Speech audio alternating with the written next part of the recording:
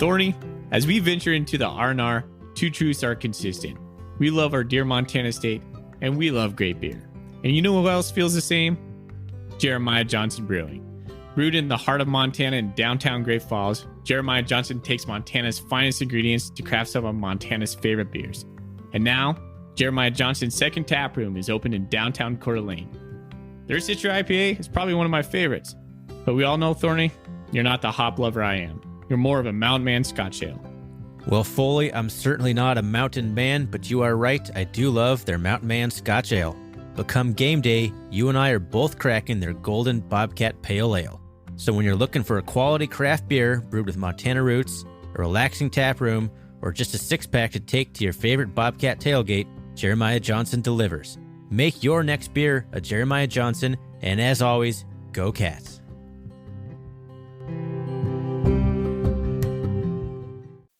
I can do this in the shower every day.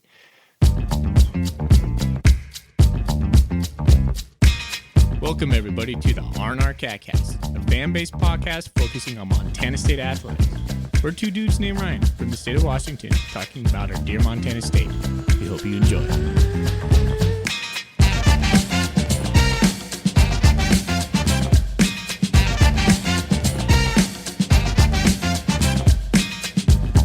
All right, welcome back, Bobcat fans. Well, thanks for joining us again on another episode of the R&R Catcast. We are the Ryans of the R&R. I am Ryan Foley. Across the state from me is Ryan Thornburg. We are the Bobcat podcast for the Big Sky Podcast Network. And hey, we are sponsored by Jeremiah Johnson Brewing, brewed right there in Great Falls, Montana, and with the second tap room over in Coeur d'Alene, Idaho. So if those two places, if you want to go check Jeremiah Johnson out, they're brewing probably a ton of Bobcat Pale Ale right now, getting ready for the season. Can't wait to have a six-pack of that in my fridge. But we'll get to that in a little bit. Thorny, how you doing, buddy? You know, I was in Missoula a few weeks ago. I did not find any Bobcat Golden Ale in the stores, so... Shocker. Shocking, yes, I know. But yes, I am excited. You know, that's got to be ramping up. They're probably in the stores by now. Oh, man, I wish I had one. I'm just so excited for football. So excited. The Bobcat Pale Ale has such a cool can. They did like a little kind of collab with Montana State, and just a cool collaboration right there. And always awesome to, just partner up with Jeremiah Johnson. He's been such a cool guy to work with, and he makes fantastic beer. So it's a great marriage for us. Couldn't agree more. Right on. All right, well, we're here to do another episode for the R&R. I mean, football season is literally like two weeks away. Is that right, Ryan? Yeah, September 4th, whatever you want to call that. Gosh. Math. Woo. You're the math guy. Man. We're close. So we are going to be doing episodes here in perpetuity for the next 5 months every week. And so... Blessing and a curse. Yeah, blessing it always starts curse, off so exactly. fun, but by like the 6th or 7th episode, you're like, oh my gosh, we have to record tonight. But I'm excited. Right now, excitement is at 11 out of 10. Yeah, I mean, we are two fans... two dads, most importantly. So we have a lot going on in our lives. And so we tuck in an hour on a Monday night, Tuesday night, whatever we can do to do this podcast. But we have a blast doing so. So yeah, we are stoked to get the Big Sky season on the way. And, we're going to talk a little bit about culture today. Ryan and I are going to release the audio that we gathered at the Big Sky Media Days over here in Spokane. Specifically, we're going to release the Brent Vigen audio to you today. That's going to be the biggest treat. We it was promised awesome. On the last episode. Yeah. Decided. It was so cool too talking much. to him, though, man. So we are stoked for that. On the back end of that, we are going to give our fan perspective on culture. Like from afar, what are we seeing? Maybe what are we feeling? Thorny and I have big feels on the program right now, and maybe compare that to maybe how it's changed since, I don't know, February or even early summer. I mean, there's been a ton of Bobcat news coming out right now, Ryan. I mean, we got stuff from Colton Poole. We got stuff from Skyline, other people at the Bozeman Daily Chronicle, SWX. And so I know you and I are just consuming it daily and loving it. Nom, nom, nom. And again, I want to stress, we live in Washington. We're not like well connected in the program. So this is just like you listening out there. We have the same kind of connections as you do. So we'll give our takes on what we can.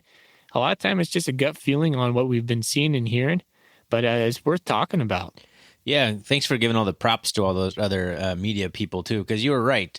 So, like, we started this podcast because we just wanted to recap games and talk about the games, and that's tangible. Like, we can see that, we can understand that with our own eyes, but practices, all that off the field stuff, we have to rely on so many other people to kind of to read information, to hear firsthand, secondhand things. So that's kind of where we're going to be coming at you today, is just kind of an opportunity for us to actually get some firsthand information, as we got to sit down with Brent Vigen at the Big Sky kickoff event in Spokane a few weeks ago. So that's going to be fun for us to actually talk about something that we actually got to talk to Brent Vigen about, and Amandre Williams and Lewis Kidd. We asked them, all three of them, about culture. So it's going to be a fun conversation. Would you say, real quick aside before we get started, would you say Jeff Choate kind of opened your eyes to the importance of culture? Would you say that MSU really had a defined culture before Jeff Choate? I guess, maybe. That's a great question. Jeff Choate was the master, like puppet master of building culture. I thought it was a very, in my view, it was a very broken culture when Rob Ash left.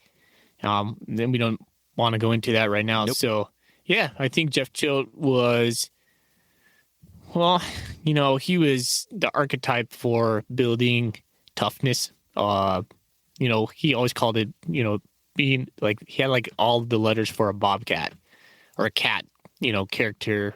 Mm-hmm. The right cat. I mean, there's like everything. Yeah, right cat. Whatever. All of his little sayings. And so, yeah, I would say you're spot on there, Thorny. Just before we got started, that just popped into my head. Like, yeah, the fact that we're even talking so much about this is because of, I think, what the foundation Jeff Choate laid, and just kind of how important how he kind of made culture such an important part of the program and winning. But so are you ready to get into the audio? Oh, hold on here real quick. Oh my gosh, because we're going to talk about what's in our golden coulee here in a moment. I did this on our the last 4 episodes we've done. I just get so excited. Just keep skipping over it. Okay, yeah. So let's talk about what's in our golden coulee. I'll go first, Thorny. I'll even punt it to me, right? I'm keeper. You're throwing your own routine off? I don't even understand. All right, so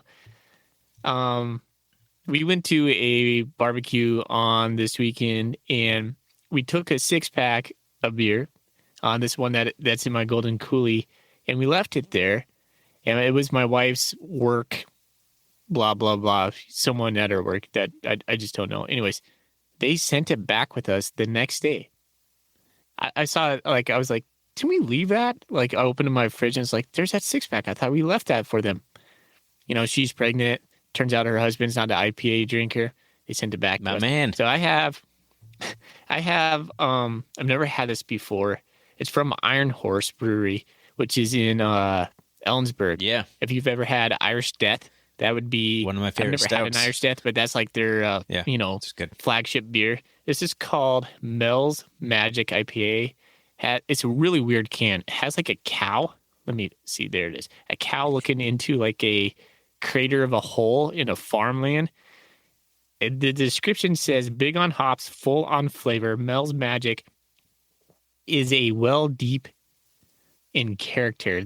This unclear beer matches the myth that precedes it. I don't know what this is. I actually haven't researched it. Yeah. Anyways, it tastes kind of juicy, like has that citrusy, hazy taste, 6.8% alcohol, which actually, Ryan, believe it or not, I was on the hazies for like 2 seasons. I'm kind of off the hazy a little bit. I'm more turning into a malty beer kind of guy. My IPA roots are starting to dry up a little bit. I know it's just changing, but nonetheless, pretty tasty. Trendy. Yeah. Everyone's going to come back to the good stuff eventually. I think everybody's beer taste changes over time. Yeah. I think I've been testing this on my friends, and they're like, yep, it happened to me about a year ago. I'm like, I'm not the only one. So Except there for you go. My grandpa, who drank like hams his entire life. Well, your grandpa didn't have but like three choices Yeah, of beer: it's Oli, true. hams, and like Schlitz. It's Strohs and hams. It's all you need in life. Well, you might like my beer. Actually, I know you don't like it because you told me this, but it's very malty. It's delicious, complex malt body, balanced bitterness. It is the Bayern Dragon's Breath, which is a dark Hefeweizen. So it's kind of like a darker, more complex. Yeah, I mean, the description really describes it quite well. I don't taste much of the wheat beer in it, really, but it's a pretty tasty beer. It's got 6% alcohol in it. I've had it before. It comes in a bigger can, kind of the tall boy size, 16 ounce there. Yeah, it's really good. I always pick it up. It comes in a little 4-pack. I enjoy it quite a bit. See, I haven't had that beer in probably like 10 years, though. So I bet you like it now. Exactly. Maybe it's time to kick back a can of Dragon's Breath when I go back to Montana. Nice and malty, but there's a little bit of the citrusy. I taste it, with my very refined palate. We're such good beer connoisseur describers. So what's the cheap beer in your fridge right now? What do you got? I don't have any, and that's the problem. I have all this Montana beer in there, and every time I want a beer, like I don't feel like taking one from my vaunted Montana stock, but I don't have any other beer in there, so I have to keep dipping into it. I got to go buy some Coors Light or something. Yeah, I've been doing the Rainier. I migrated Rainier from the Miller Lite, and now I just, Rainier is a little cheaper, and so I can just, get a 12-pack pretty easily. Well, maybe I'll see if I can go find some hams. There you go. If it still exists. I have no idea. Yeah, it does. It does. That's unfortunate. All right. Oh, my God. Let's get into the Brent Vigen audio. My thinking is playing this first. You can listen to Brent Vigen talk about culture because, we just described how we're not able to see or hear a lot of the things that we'd like to living out of state. So if you haven't had a chance to really listen to Brent Vigen talk on culture, if your mind isn't quite made up or anything like that, we'll play the audio first, and then we'll go into our big discussion about it. So here we go. Here is our audio from Brent Vigen from the Big Sky Media Kickoff in Spokane. All right. Yeah. All right. Well, thanks, Brent, for joining us. Thorny, actually, you had the first question, buddy. So outside of football, what's one thing that you've been able to do that connects you into the Bozeman community? Well, I think in my time, which has been about 6 months, it's probably been through my boys. I have 3 boys. My oldest is 17. I got a 14-year-old and a 10-year-old, so they've all got involved with the baseball programs. So I think that in itself, a lot of times when you move to a community, the people you meet are so centered around what your kids are doing. So that's probably been the biggest thing. Been to a lot of baseball games in town and met a lot of people through that. I think, otherwise there's been a lot of, quarterback club, Bobcat club functions across the state that have, put me right in front of our fans. So it's twofold. You want to have those interactions. Sometimes, I guess, happen at events, but a lot of times you'd prefer that they just happen organically, and that's kind of happened just through my boys' activities. How has being from kind of a small town yourself kind of helped you go to the smaller Montana towns? I think there's a lot of similarities between North Dakota and Montana. Montana is certainly bigger, both by size and by the number of people, but I think the way things are perceived are pretty similar. I certainly understand growing up in a small town in a state where there isn't pro sports, where your 2 universities, the state university and the university are, they're the sports teams, and that's what I grew up right smack dab in the middle of NDSU and North Dakota, in between those 2 towns, Fargo and Grand Forks. So as I go to whatever small town it's been in Montana, I get the passion, the Cat Grizz passion, because there's no middle ground. You're either on one side of the fence or the other. Some people will say that they will cheer for the other team if the other team's not playing. I don't buy that 1 second. I think everybody's on one side or the other. I appreciate that, and so there's certainly some similarities to the environment I grew up in, and I think that's really helped me.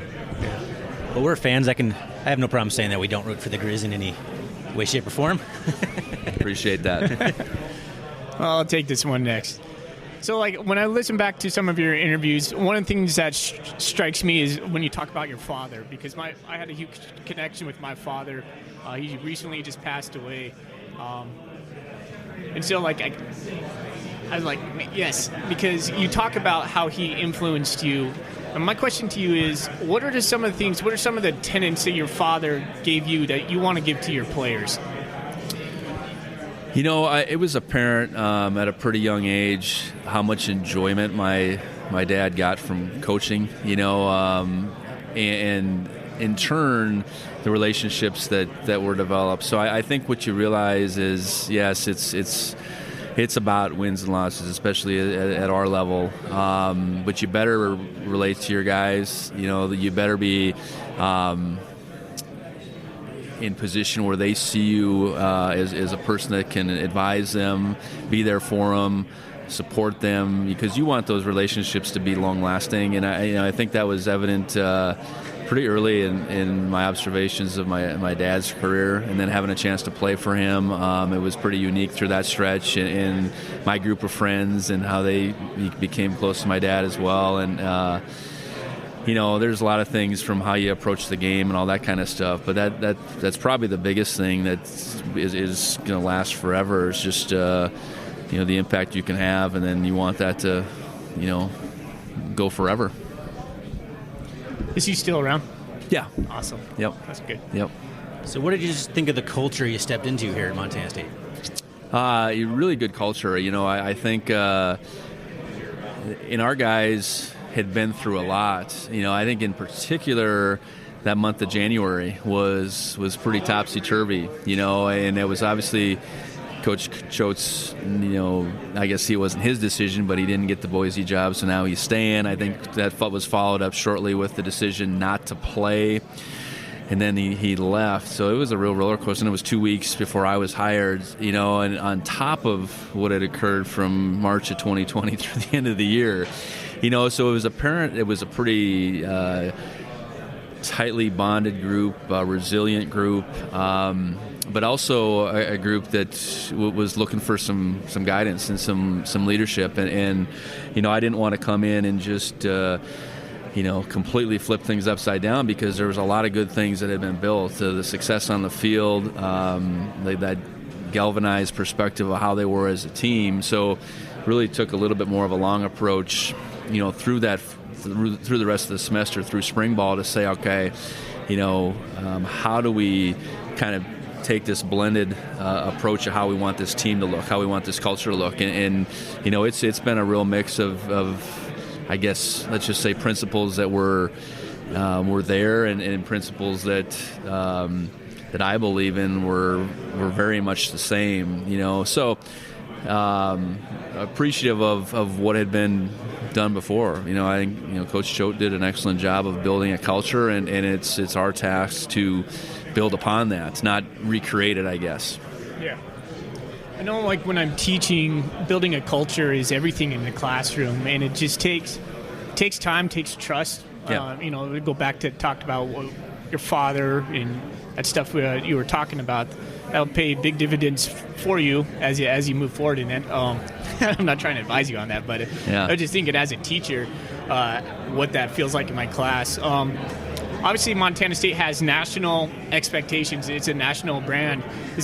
If it wasn't, would you have been interested in Montana State?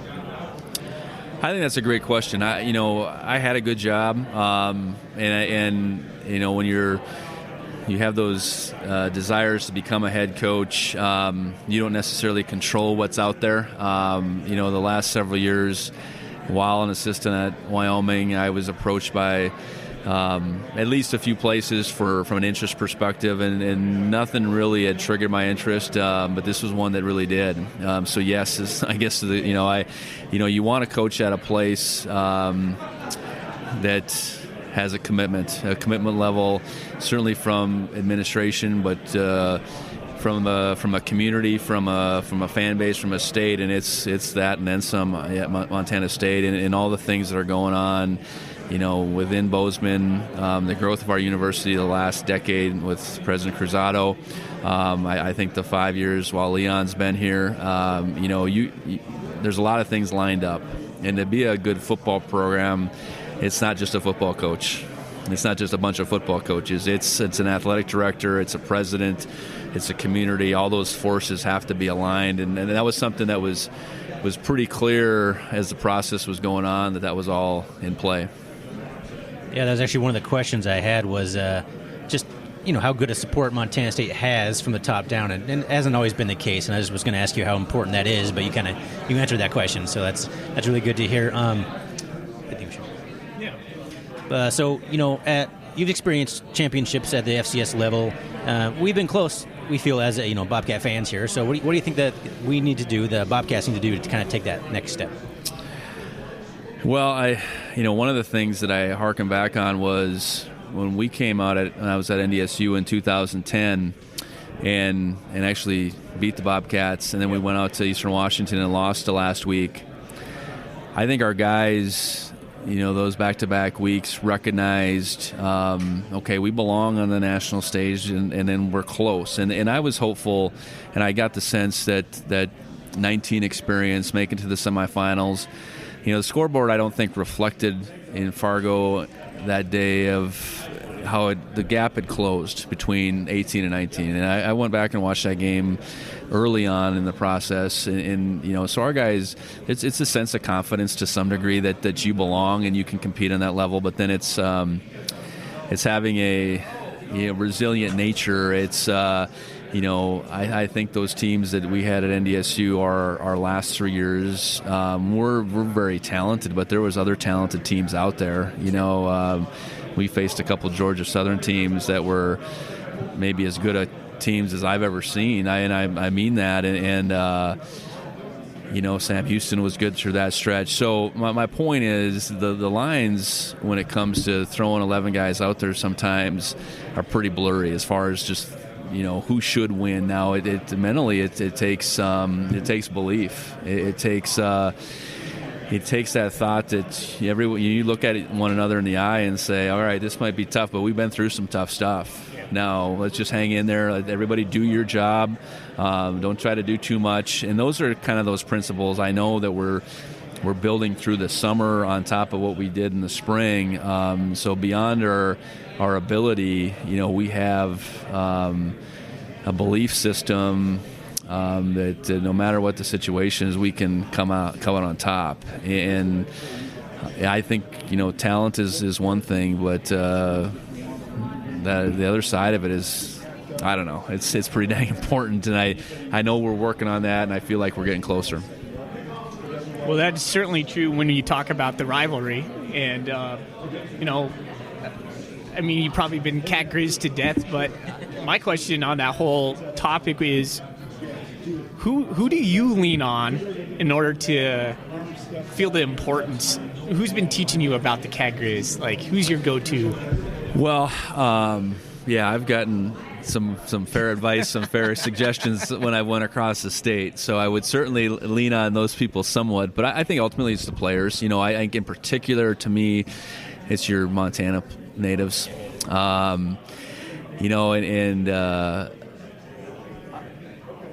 You can just see it in their eyes, and what's been encouraging for me is you then shift to a guy that's not from Montana but has been at MSU for a while. They get it too, and that's what you need. Ultimately, you need your in-state guys to, whatever the word is, teach, or just how prideful that game is, why it matters so much. So. That would be the group that I'm going to continue to lean on. I know when we get to that week, yes, it is just a game that week, but it counts for a lot. It counts for a lot within the state, within each one of the communities across the state. I suspect that whether it's the Big Sky or playoffs, there's going to be something on the line that Saturday, and whatever that date is in November, we're going to get everything we have. We asked the players some quick-hitting questions. I'm not going to ask you who the best dancer on the team is, but day or night games? Well, coming from the Mountain West, where there are a lot of night games, a lot of 8 o'clock kicks, I'm so excited to get back in the routine of playing during the day. I think the blend that we have, we will have a couple night games. Gold Rush, I think, early in the season, that's awesome. That'll be just a tremendous environment under the lights that time of year. I know that Weber game now will be on a Friday night. I think we'll take those anytime we can get them. But, yeah, to be back in that sweet spot of 1 o'clock, and I know we have the 1 noon game, the 1 2 o'clock game. After sitting around in hotels and all that kind of thing, like I have the last 7 years waiting for those 8 o'clock kicks, I can't wait. So just like a follow-up question to that, the Bobcats used to do a Bobcat prowl, so they would walk from the field house to the stadium. Now we're going to be coming out of the Bobcat Athletic Center. Yeah, we are going to – it's a great question. That was brought to my attention right away, and we're still going to do a prowl. It's going to be a little bit earlier. Our guys will still will park over in the parking garage just adjacent to the field house. So we'll get together a little bit earlier, but still make that walk. I think instead of it being whatever it was, 80, 90 minutes before the kick, I think we'll be 2 hours plus. But I think for our guys to get a sense for that excitement walking through all our fans, I think that's part of college football, and just because we're in a new place, it'll mimic the old prowl. They just still be in their sweats instead of their uniforms, which I think is okay. They wanted their cleats on, which I think is even better. But I'm anxious for that because, I think nothing kind of gets you in play early than to get a feel for what that buzz is outside the stadium. It's one thing once you get into the stadium and you can hear the fans and feel all that, but when you're at a place where there's people revved up hours before the game, and as a player you get a chance to feel that, it's pretty special. All right, I think I just got one last question for you here. I know a lot of players sometimes have game day superstitions. Do coaches have superstitions for game day? And if so, do you? I suppose some coaches do. I think from my perspective, it's always been one of you better be prepared. I tend to have on the other side of things dreams about call sheets that aren't finalized and having to, or didn't get printed or whatever. I mean, those are the thoughts that I've had over the years. So it's more, everything. If you're prepared, I think the superstitions can be thrown out. So yeah, I suppose I'll maybe view that a little bit different now as a head coach. I'll impart on the coordinators to make sure they got all their stuff printed off and everything's in play. But I'm certain. I think that's just a people thing, right? I mean, if you have superstitions in one arena of your life, you certainly would have it in coaching. So no, I've tried to stay away from that side of things. Fair enough. All right. Well, I think that's all the questions. Thanks, Coach. All right. I really appreciate it, guys. Thanks. All right. Well, that was our audio with Coach Vigen over in Spokane. Well, I guess that would be here on my plate. I live in Spokane, over in Spokane. What am I talking about? It's here in Spokane. It was awesome talking to him. We have a couple of questions that we're going to respond to that's going to help shape our dialogue on just a reflection of culture and what Brent Vigen said. And so we'll get right into that. So Thorny, I'm gonna ask you that first question, and the first question is, what was your impression of Vigen when we got to speak to him, and maybe like a highlight of that interview? My impression, he seems like candid. He's open. I think he was borderline annoyed by us sitting down at first because he had just come back from like shooting a Root Sports promo or something. So he just sat down, and if you don't know how the media event works, basically every school has a table in this little conference room, and yeah, you just it's a free for all. You sit down when it's open. So we had been waiting, and other people had been waiting too. We saw an opportunity, we pounced on it. So he didn't get any breather, but he warmed up to us, and I think it was a pretty fun interview. But yeah, my general impression is he's intelligent. He's a whole different style than Jeff Cho. I mean, that's pretty obvious to anyone who's paid attention at all so far. But, he comes across as genuine. He comes across as intelligent, and he's well-spoken. And he's got kind of maybe a different charisma about him. But I came away pretty impressed, not knowing much about him and how he is as a person. So I came away pretty impressed. How about you? I think you hit it with the word I was going to say, genuine. He seemed just like a down-to-earth kind of guy.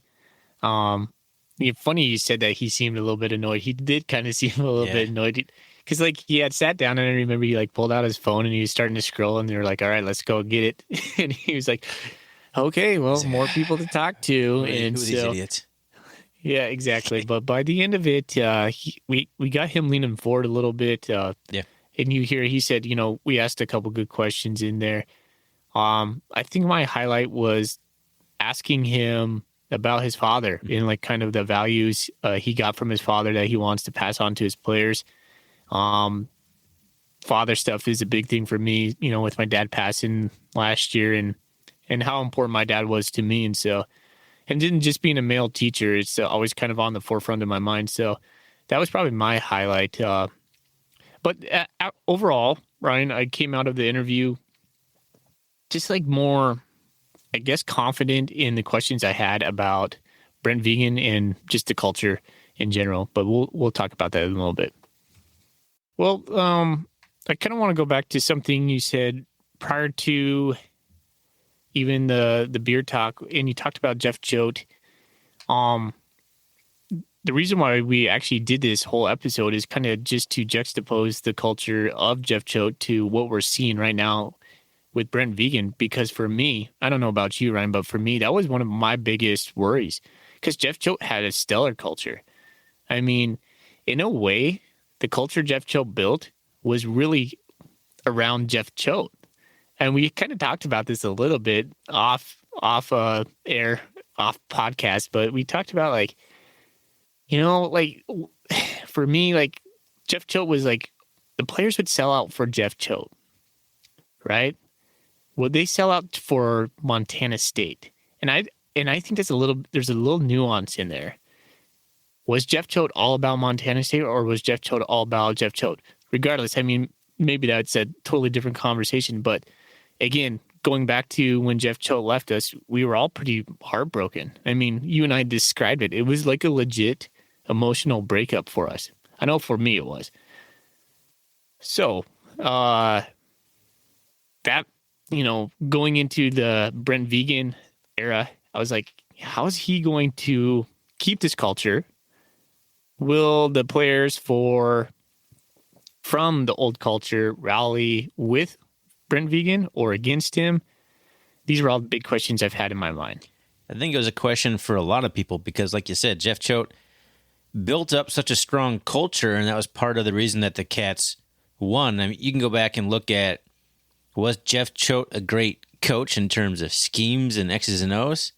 I'm not sure he was. I think he was a great motivator, a great leader, and he got everyone to play, a phrase I hate to use, 110%. It's not physically possible, but I'll just say it for emphasis here. He got everyone to play as hard as they could. He got the best out of everybody. And that extended to such a further reach into the athletic department than just the football team. So I think no matter who it was going to be that replaced Jeff Choate, whether it was someone who was like Jeff Choate or someone who was like Brent Vigen, who's more much more reserved and not quite as fiery as like a Jeff Choate, that was going to be the big question, I think. But I think one of the things that kind of makes you think that maybe Jeff Choate had it rolling in both ways. Like you can be about Jeff Choate and it can be about Montana State a little bit. I think there can be both. And the fact that not many players left when it was so easy to do right now, it's super easy to transfer. And we only had a handful of guys leave the program after Brent Vigen was hired or after Jeff Choate left, however you want to slice it. I think that kind of lends itself to the fact that maybe the culture was quite a bit about the Bobcats because so many players were retained or stayed around, I guess. So what is your pulse right now? If I'm just going to put you to the fire, Thorny, how are you feeling about the culture right now? Good. I'm feeling pretty good. I think you and I having the opportunity to sit down and listen to ask Brent Vigen about that, to ask Amandre Williams about that, to ask Lewis Kidd about that, to hear reports coming out of camp, especially from the the Nuanez brothers, and the few contacts we have in the media that we talked to a little bit offline. It's all leaning positive for me. Now, hasn't played a game yet, so obviously it could all be very premature and it could mean nothing, but I feel much better now than I did within because a lot of the initial reports were kind of negative, right? Or they were it was so drastically different, which that doesn't necessarily mean it's bad, but it was kind of portrayed to be in a negative way. So there was a little time there when you're starting to think all right, well, maybe this is cause for concern. I know I was never as concerned as I don't think you were, but I definitely feel better. I feel good. I feel legitimately good about the Bobcats culture and Brent Vigen heading into the season at this point anyway. How about you? One of the things he said in the interview that kind of helped me to the point where I'm feeling like you are is he talked about becoming mentally tough, building a team that's mentally tough. And he talked about, you could put the best 11 players out there on paper, you should win, but he looked us in the eye and goes, maybe that's like 50% of it. Like knowing in your heart and in your mind that, hey, we've been through tough decisions, or we've been through in tough situations, and this is going to get us through. He's like, man, that's a huge thing. And believing in winning. When he was talking to me, yeah. And I thought that was like the sauce for the Jeff Choate teams, where I was like, guys, we're just tougher than these guys. Like, we're just going to go get this done. And you have to have that in your head. Like, that has to be part of your culture. It has to be established and talked about and practiced and brought to the forefront a lot. And that is something, he spoke, just out of like his own, like we didn't prompt him on that. He just spoke it out, and then made me feel like my shoulders, like it was almost like tense. I was just like, that just feels better. Like, yeah, that's what I needed to hear. Yeah, exactly. So that made me feel comfortable going forward. And then for me, it's been like, again, credit to all the media members who are doing just a fantastic job at reporting on Bobcat Camp. We were so stinking lucky. I mean, look at like places like UC Davis. Who writes for UC Davis? Who writes for Sac State? You were listening to Nuanez, weren't you? Talking about UC Davis. I listen to him all the time. Yeah, for sure. I mean, he does such a good job. I mean, we are so fortunate enough to have all these people put out stories. Like Colton Poole's been putting out these awesome stories every day, just breaking down different players, position groups, coaches. I find them highly entertaining and informative. Random everything plug here. Subscribe to Skyline Sports. I've been a subscriber since day one. Well worth the money for a big Bobcat fan. Free plug for you, Coulter and Brooks. Yeah. Well, then, right? So, like Colton Poole's articles, and then Brooks's his recent review from practice. It's just like, all right, man, our toughness, the body types. I mean, we're bigger, faster, stronger. I mean, even the guys who work directly for Montana State, the media guys, right? They're just putting out stuff that just makes me feel like, yeah, we haven't lost our edge. It's different. I've been loving the interviews from Freddie Banks, from Taylor Housewright. Their confidence in their speak, what they've been saying, they're about toughness. They're about winning championships. And I've heard that enough from enough coaches now that I think that's like not just coach speak. It's just like, this is what we expect. Yeah. You see me like fidgeting over here because I'm like, I want to chime in so bad. Like Freddie Banks, man, he's been talking about wanting to be the most physical team in the Big Sky Conference, which he thinks is going to make you one of the most physical teams in the country just because how good the Big Sky Conference is, man. He's been talking about physicality and preaching it in the audio clips I've been listening to, and it's just making me super excited because that was another other concern, like how the Cats won a lot of ball games under Jeff Choate because they were just more physical. They just wanted to just beat the crap out of you, and hopefully they had more points at the end. It turned into a brawl. You can have like that wins a lot of games, but it's not going to win all the games, and there has to be a little bit more to it, and that's where I'm hoping Brent Vigen and Taylor Housewright and Freddie Banks can bring a little bit more of that scheme and X's and O's into it, but keeping that physicality and that kind of culture, that's going to be the part I'm really interested to see if that transpires. But how are you feeling about Freddie Banks and Taylor Housewright now that, same question, like we've had more media to consume with those two. That's obviously a huge deal, losing your offensive coordinator and your defensive coordinator. How are you feeling about them versus when they were first hired? Well, to be honest, a lot better, a ton better. When I heard the first Freddie Banks interview, it was snores, man. I was just like, oh, he was just saying all the coach speak. It's good to be in Bozeman, blah blah blah blah. We're gonna work hard. We're gonna do all this. It's like I was just missing the fire. And then it was like a week or so ago. I was listening to his interview again on Skyline, and he was just bringing the fire. He's like, yeah, like you said, we're going to be the most physical team in the conference. He was talking about Troy Anderson, talking about how Troy Anderson might be the best Mike ever as a Bobcat. I mean, holy cow. Like, he was just getting me fired up. I was like, all right, I get this. And then seeing him, there's a clip, and this is just being a fan of just geeking out on media stuff, right? There's a clip of Lance McCutcheon just, him and Freddie Banks, like, in practice, just Lance said like something to him. He's like, "Man, I appreciate you, bro," or something like that. And just the exchange between those two guys, you can tell there's like a bond already. Like Freddie Banks has the respect in the the cachet with the players right now. So, and the same thing with Taylor House, right? When I see him mic'd up and talking, he seems like a smart dude, like a young smart dude who's willing to do a little bit more. Like we always thought. Who's our offensive coordinator? Matt Miller. Remember Matt Miller was our offensive coordinator? Yeah. I think Housewright's going to be like so much better than Matt Miller ever was. Man, I don't know, man. They're just bringing the juice. They're young and energetic. They seem highly intelligent, and they want to win, man. So I'm jacked.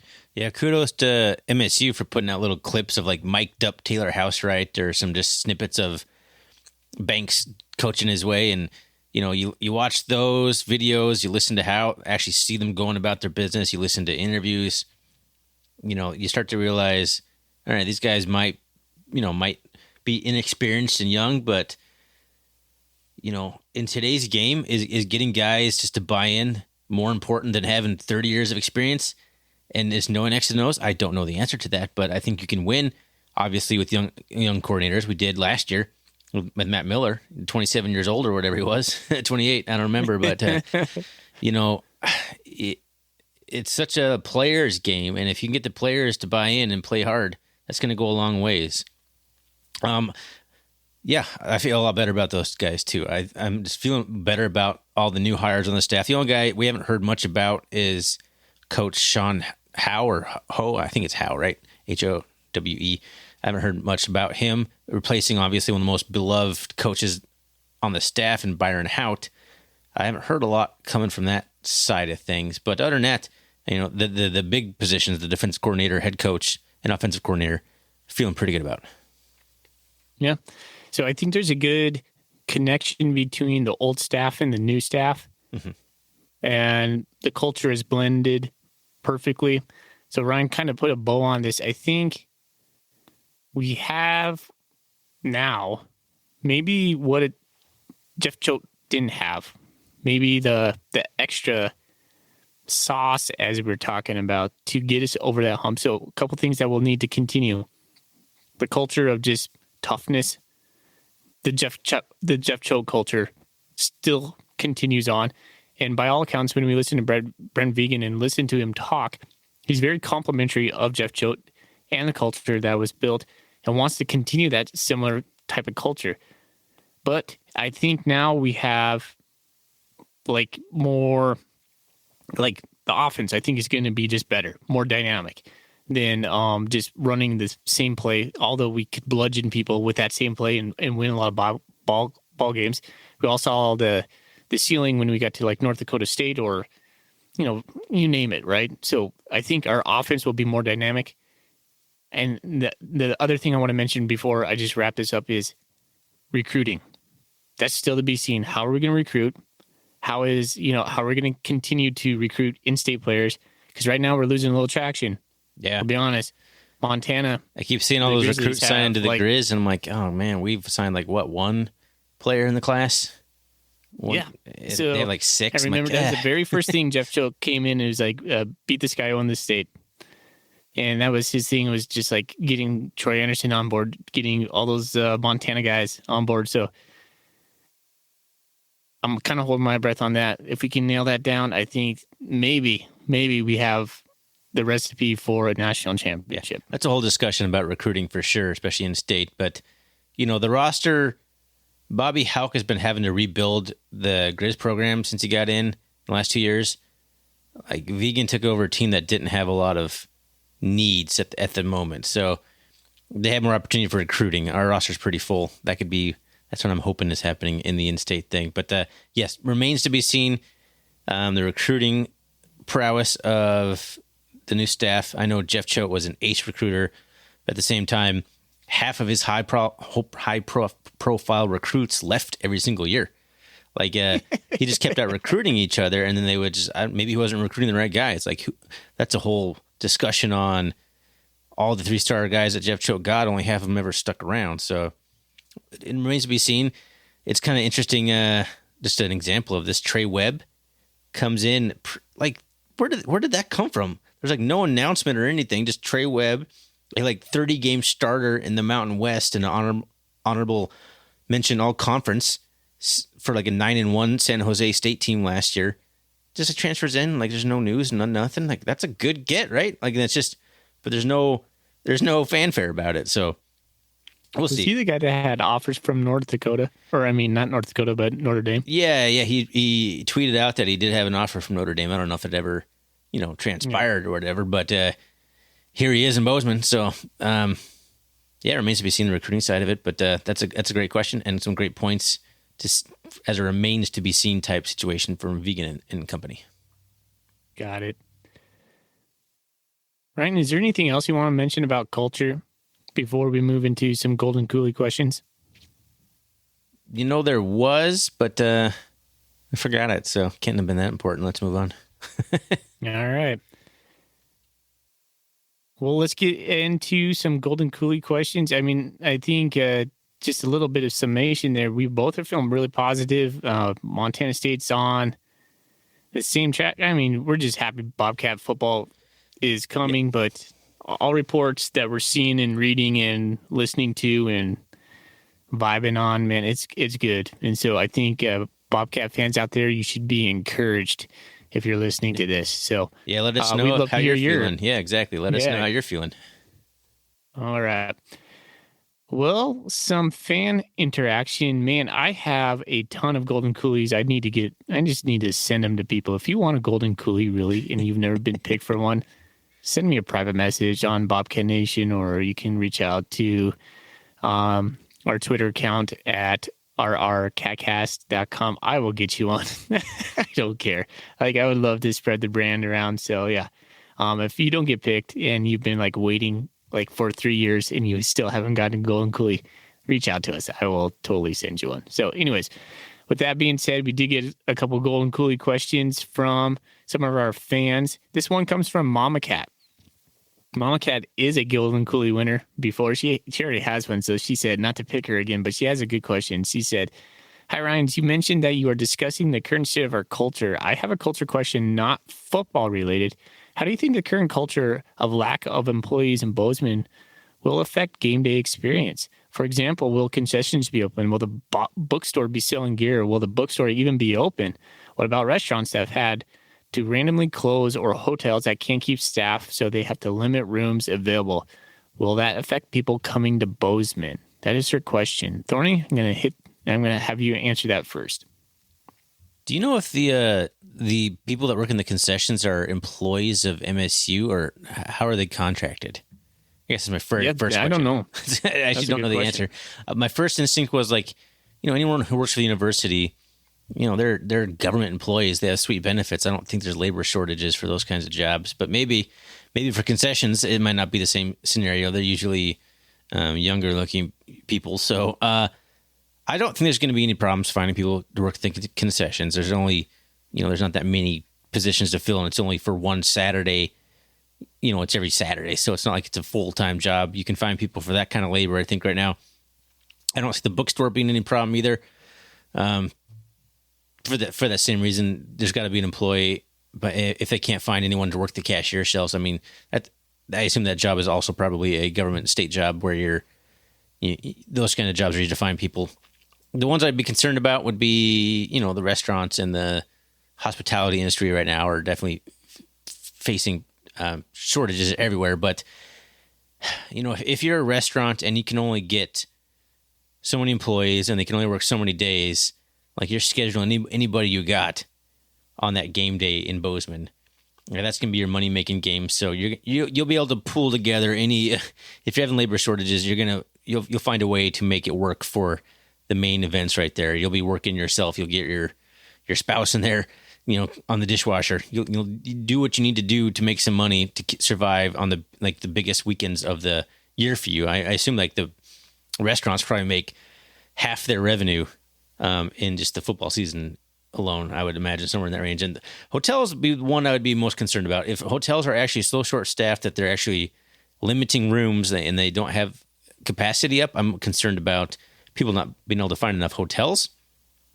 I know Bozeman is, the housing market's crazy. We don't live there. Everything I read about Airbnbs and VRBOs and all that stuff are set up around town. But I don't know. If there's some hotels that are operating at 50%, there's not going to be enough for everyone to fill that 19,000 seat stadium. So that'd be my only real concern, I guess, would be the hotel industry. I don't know how to remedy that. I know they can't make enough to live in Bozeman. So it's a concern for sure. I just don't think it's going to be a concern just yet. But, that's just kind of a gut feeling.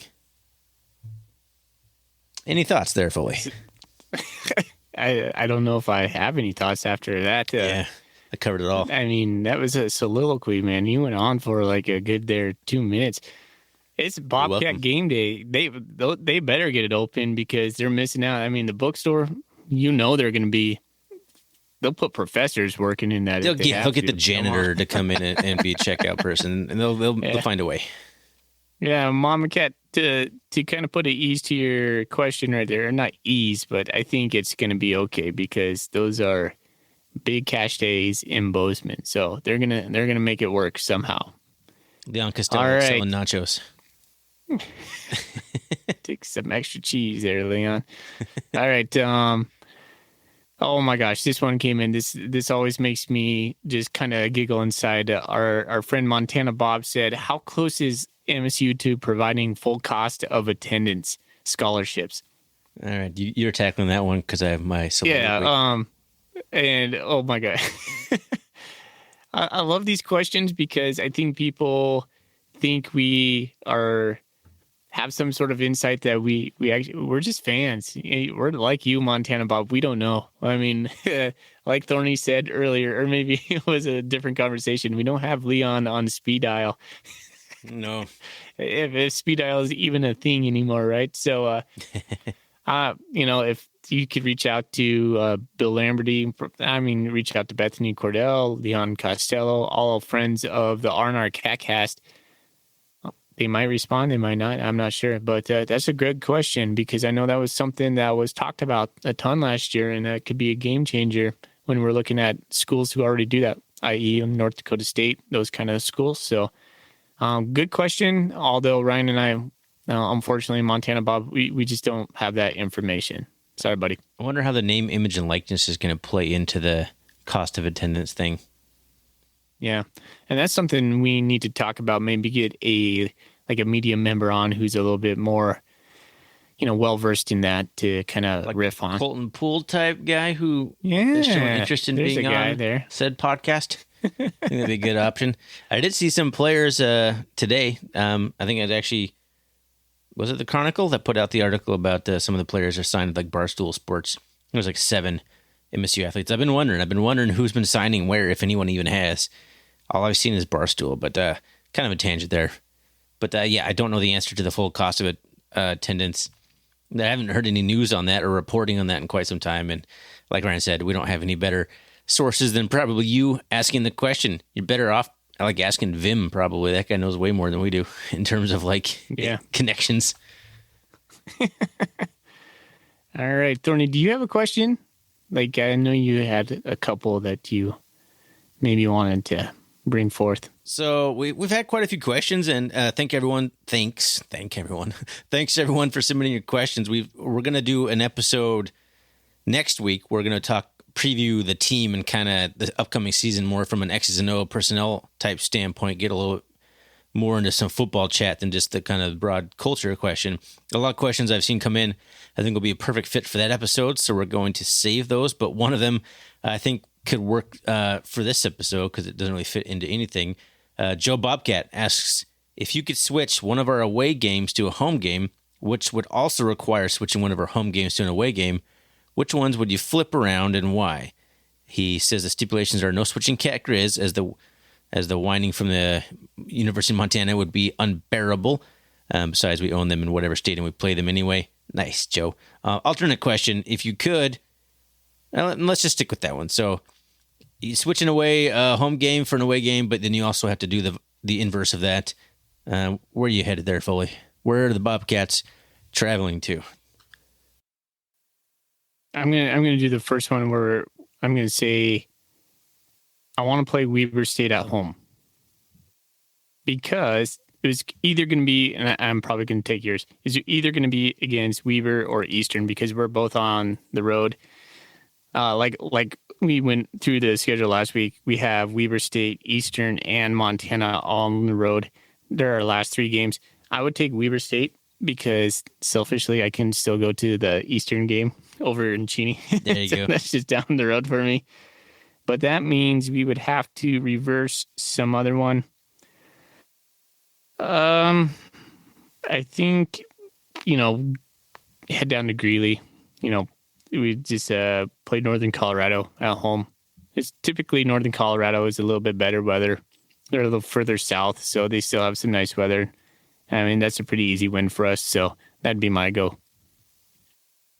My initial thought was Eastern Washington, just because I think they might be the most, maybe not the most challenging one, but the one I want to beat the most, just kind of get the monkey off the back. So I kind of want Eastern at home to get that win. But I'm thinking about the Weber State game.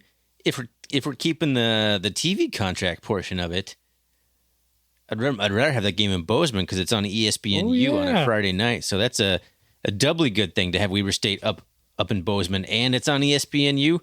Yeah, that's going to be the one for me because I want to I didn't even think about that. That's awesome. Yeah, I want to highlight Bozeman on ESPNU there. So that'll be my pick for the home game as much as I want to have Eastern at home and beat Eastern. Can't pass up a home game on national television.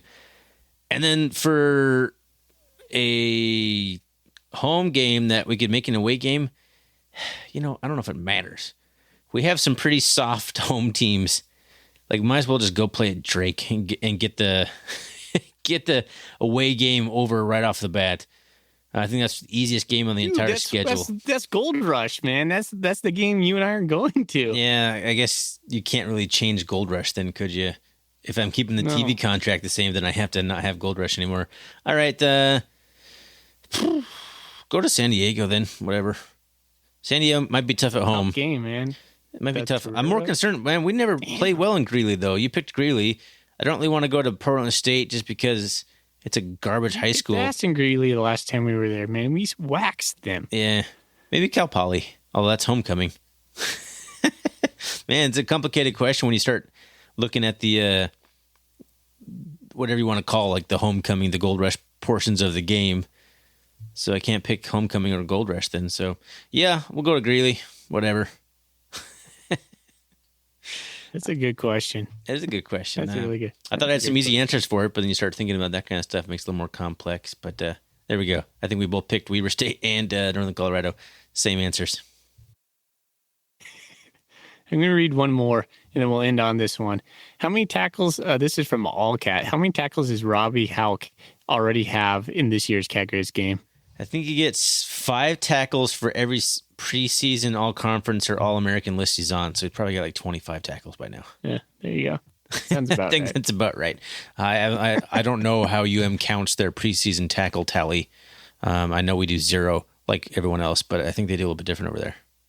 They have a scaling factor of greater than 1. They just, just bump it It's up. all funneled to Hauk. That's why he gets so many tackles. Yeah, that's linear progression. Just okay. Anyways, Thorny, I think we're gonna pick a winner. I think you and I agree it's gonna be Joe Bobcat. We haven't done this in a while. Let's give him a round of applause. Woo! Yeah, Joe Bobcat, JB. Hit us up. We'll get you a coolie. And by us, I mean fully. So, yeah, you can, hit us up on Twitter, on Bobcat Nation, wherever you want to find us, and we'll get you one out to you, man. All right. I even write little, nice messages, and I stuff them inside the golden coolie. So when there's a little perfume on it, too. Yeah. Smells so good. All right, Thorny, take us out, buddy. All right. So that's a fun episode. The last episode I think we're going to do before we actually start talking some football, man. I'm so excited to actually get into some football discussion, actually do some game recaps. Like the whole point of us starting this podcast in the first place was just because we wanted to talk about the game we just watched. So I'm excited to get back into that because it's been way too long, since 2019. Ugh. You can find us on Twitter, RRCatcast. We have a website, rrcatcast.com, an email address, rrcatcast@gmail.com. You can find us on Bobcat Nation. We have a couple threads there. We have a Golden Coolie thread, and we just have the R&R Catcast thread is where I post the episode releases and whatnot. So find us there as well. But Foley, let's get out of here with a Go Cats. Go Cats. Go Cats.